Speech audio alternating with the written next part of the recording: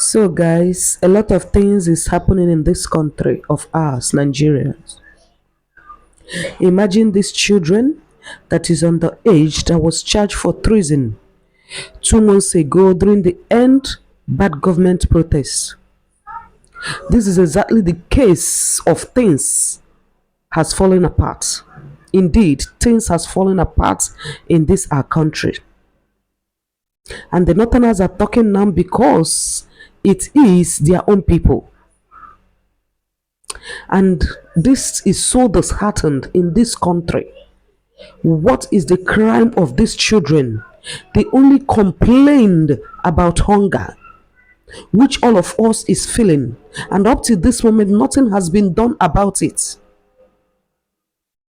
May God help us in this country.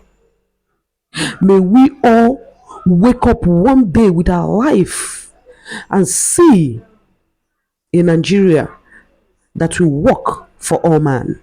Guys, watch this video. I want you to watch the analysis of this man, Usman Yusuf, from the northern part of Nigeria, what he said about these children that was charged for treason and being kept in prison for over 2 months now.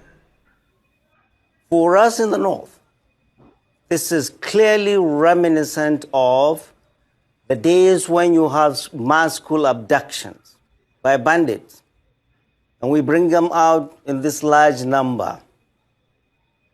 Fortunately for us, the case we saw, arraigned by the Ministry of Justice to a federal court, they look much worse than what we always get from bandits. So bandits take care of children better than our government. I mean, fellow Nigerians, these children, over 2,000 protesters were arrested during EndSARS, during this End Bad Government protest, a protest that is a legitimate right of every citizen. Many were kept without their parents knowing where they were. They were blindfolded. We are getting reports from those who were released.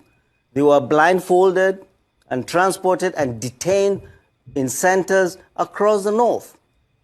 These children, and I had the interview of their lawyer, there are 45 minors in this collection of children that were brought to court.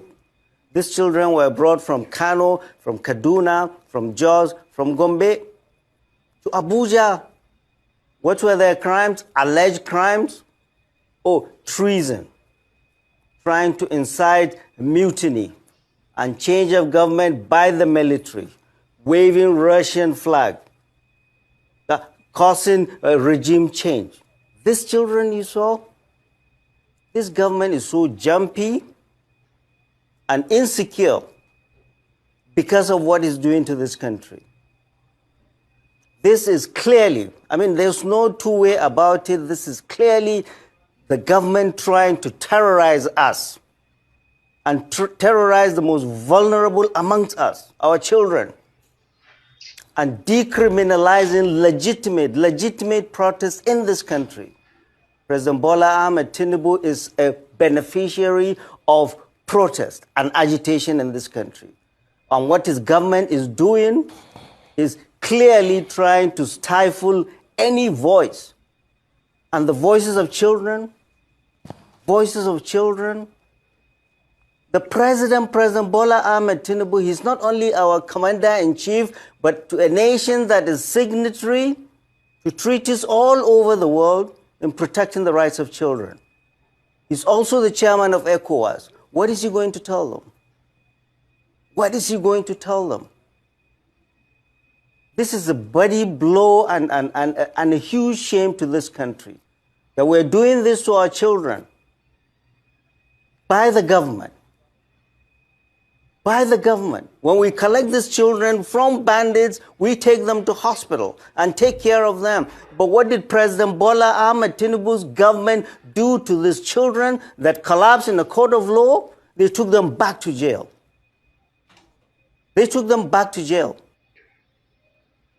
And what did the Attorney General do when he came out? Oh, the Attorney General said he's going to recall the file. excuse me, Mr. Attorney General, there's no file to recall.